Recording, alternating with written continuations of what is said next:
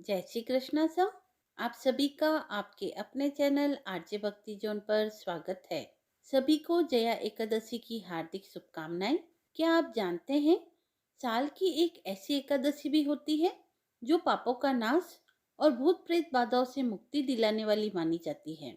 वह पावन तिथि जिसका व्रत करने से हजारों जन्मों के पाप भी भस्म हो जाते हैं। कहा जाता है कि इस दिन भगवान श्री विष्णु की सच्चे मन से आराधना करने वाला भक्त जीवन के हर भय, हर बंधन और हर संकट से मुक्ति पा जाता है। तो क्या है जया एकादशी का रहस्य? क्यों इसे इतना शक्तिशाली माना जाता है? और कैसे यह व्रत आपके जीवन में सुख, शांति और मोक्ष का द्वार खोल सकता है? आइए जानते हैं जया एकादशी की व्रत कथा के माध्यम से। बोलिए श्री विष्णु भगवान की जय। युधिष्ठिर ने कहा, भगवान, आपने माघ मास कृष्ण पक्ष की षटतिला एकादशी का वर्णन किया। अब कृपा करके यह बतलाइए कि शुक्ल पक्ष में कौन सी एकादशी होती है, उसकी विधि क्या है तथा उसमें किस देवता का पूजन किया जाता है। भगवान श्री कृष्ण बोले, राजेंद्र, मैं तुम्हें बताता हूँ, सुनो। माघ मास के शुक्ल पक्ष में जो एकादशी होती है उसका नाम जया है।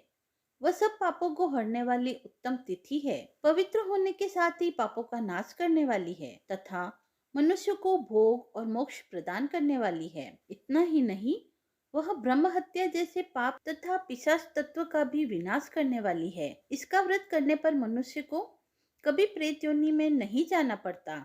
इसलिए राजन, प्रयत्न पूर्वक जया नाम की एकादशी का व्रत अवश्य करना चाहिए। मैं तुम्हें इसके संबंध में एक कथा सुनाता हूँ, ध्यान पूर्वक सुनो। एक समय की बात है, स्वर्गलोक में देवराज इंद्र राज्य करते थे। देवगण पारिजात वृक्षों से भरे हुए नंदन वन में अप्सराओं के साथ विहार कर रहे थे। 50 करोड़ गंधर्वों के नायक देवराज इंद्र ने स्वेच्छा अनुसार वन में विहार करते हुए बड़े हर्ष के साथ नृत्य का आयोजन किया। उनमें गंधर्व गायन कर रहे थे, जिनमें पुष्पदंत, चित्रसेन तथा उसका पुत्र, ये तीन प्रधान थे। चित्रसेन की स्त्री का नाम मालिनी था। मालिनी से एक कन्या उत्पन्न हुई थी जो पुष्पवंती के नाम से विख्यात थी। पुष्पदंत गंधर्व के एक पुत्र था जिसको लोग माल्यवान कहते थे। माल्यवान पुष्पवंती के रूप पर अत्यंत मोहित था। ये दोनों भी इंद्र के दरबार में नृत्य करने के लिए आए थे। इन दोनों का गायन हो रहा था। इनके साथ अप्सराएं भी थी। परस्पर अनुराग के कारण ये दोनों मोह के वशीभूत हो गए।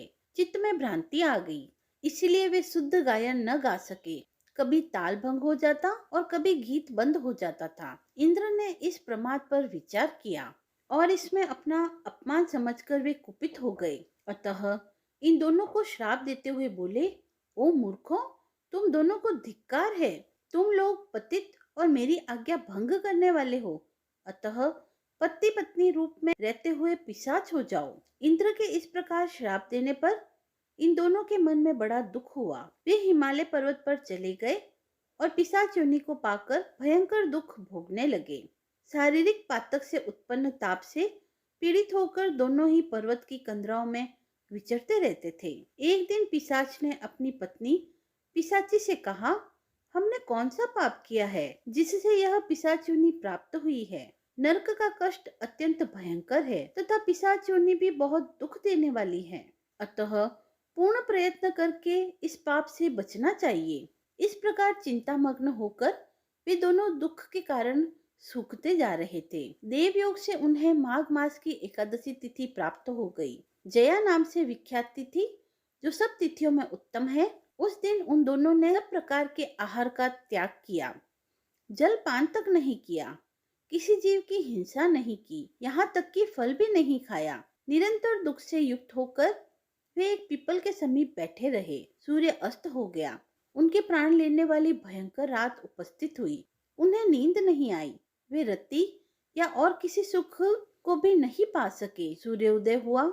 द्वादशी का दिन आया। उन पिशाचों के द्वारा जया एकादशी के उत्तम व्रत का पालन हो गया। उन्होंने रात्रि में जागरण भी कर लिया था। उस व्रत के प्रभाव से तथा भगवान विष्णु की शक्ति से उन दोनों की पिशाचता दूर हो गई। पुष्पवंती और माल्यवान अपने पूर्व स्वरूप में आ गए। उनके हृदय में वही पुराना स्नेह उमड़ रहा था। उनके शरीर पर पहले जैसे अलंकार शोभा पा रहे थे। वे दोनों मनोहर रूप धारण करके विमान पर बैठकर स्वर्ग लोक की ओर चल पड़े। वहां देवराज इंद्र के सामने जाकर दोनों ने बड़ी प्रसन्नता के साथ उन्हें प्रणाम किया। उन्हें इस रूप में उपस्थित देखकर इंद्र को बड़ा विस्मय हुआ। उन्होंने पूछा, बताओ, किस पुण्य के प्रभाव से तुम दोनों का पिशाच योनि से छुटकारा हुआ है? तुम मेरे श्राप को प्राप्त हो चुके थे, फिर किस देव ने तुम्हें उससे छुटकारा दिलाया है? माल्यवान बोला, स्वामी, भगवान वासुदेव की कृपा तथा जया एकादशी के व्रत से हमारी पिशाचता दूर हुई है। इंद्र ने कहा, तो अब तुम दोनों मेरे कहने से सुधापान करो। जो लोग एकादशी के व्रत में तत्पर और भगवान श्री कृष्ण के शरणागत होते हैं, वे हमारे भी पूजनीय हैं। भगवान श्री कृष्ण कहते हैं, राजन, इस कारण एकादशी का व्रत करना चाहिए। नृपश्रेष्ठ, जया एकादशी ब्रह्म हत्या का पाप भी दूर करने वाली है। जिसने जया एकादशी का व्रत किया है, उसने सब प्रकार के दान दे दिए और संपूर्ण यज्ञों का अनुष्ठान कर लिया। इस एकादशी के महात्म्य को पढ़ने और सुनने से अग्निष्टोम यज्ञ का फल प्राप्त होता है। तो हे राजन, आप भी इस व्रत को अवश्य करें। कथा समाप्त हुई। यदि आपको यह पसंद आई हो तो आप वीडियो को लाइक करें, चैनल को सब्सक्राइब करें, कमेंट बॉक्स में जय श्री हरि लिखकर अपनी भक्ति को व्यक्त करें और ऐसी ही धार्मिक कथाओं व व्रत महात्म्य को सुनने के लिए जुड़े रहें आरजे भक्ति जोन के साथ। धन्यवाद। आइए अब सुनते हैं तुलसी जी की कथा। एक बुढ़िया थी, वह हमेशा तुलसी माता को सींचती थी और कहती थी, हे तुलसी माता, सत की दाता, मैं तेरा बिरला सींचती हूँ। मुझे बहू दे, पीताम्बर की धोती दे, मीठा मीठा ग्रास दे, वैकुंठा में वास दे, चटक की चाल दे, पटक की मौत दे, चंदन का काट दे, रानी सा राज दे, दाल भात का भोजन दे, 11 की मौत दे, श्री कृष्ण जी का कंधा दे। तब तुलसी माता यह सुनकर सूखने लगी। तो भगवान पूछा कि हे तुलसी, तुम सूख क्यों रही हो? तुलसी माता ने कहा कि एक बुढ़िया है जो रोज आती है और यही बात कहती है कि श्री कृष्ण जी का कंधा दे। मैं सब बात तो उसकी पूरी कर सकती हूँ, लेकिन कृष्ण का कंधा कहाँ से लाऊंगी? तो भगवान बोले, जब वो मरेगी तो मैं अपने आप उसे कंधा दे आऊंगा, तो बुढ़िया माई से कह देना। जब बुढ़िया माई की मृत्यु हुई, सब लोग आ गए।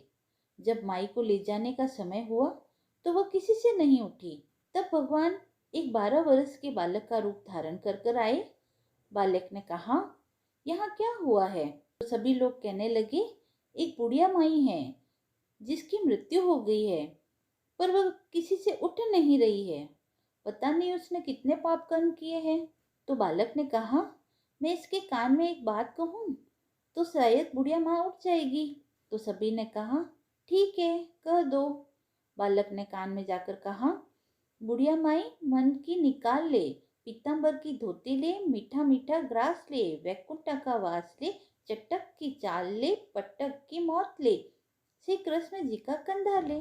यह सुनकर बुढ़िया माई हल्की हो गई। भगवान ने कंधा दिया और बुढ़िया माई को मुक्ति मिल गई।